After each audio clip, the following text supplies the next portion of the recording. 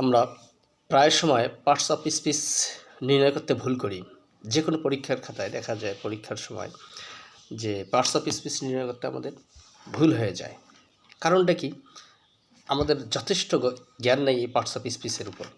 যেমন যদি বলে ডু, আমরা সচরাচর জানি এটা একটা ভার্ব। এটা যদি কখনো দেখা যায় যে ব্যবহার হয় তা আমরা সরাসরি বলে দিই যে ভার্ব, কিন্তু দেখতে হবে যে এই ডুটা আসলে কিভাবে ব্যবহার হয়েছে। যদি ডুটা এইভাবে ব্যবহার হয় যে do is an English word, তাহলে ডুটা এখন এখানে হয়ে গেছে নাউন। এখন যদি বলি please write to me above the address, please write to me above the address. এই যে অ্যাবভ, এখানে অ্যাবভ দ্য অ্যাড্রেস, অ্যাবভ এখানে প্রিপোজিশন। এবার যদি এই অ্যাবভটাকে আমরা একটু অন্যভাবে ব্যবহার করি তাহলে হয়ে যাবে অ্যাডজেক্টিভ। দেখি, please write to me at the above address.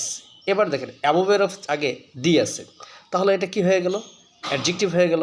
তা আমাদেরকে একটু সতর্ক থাকতে হবে যে পার্টস অফ স্পিচটা ব্যবহারের উপর নির্ভর করবে, যেটা কখন নাউন হবে, কখন অ্যাডজেক্টিভ হবে।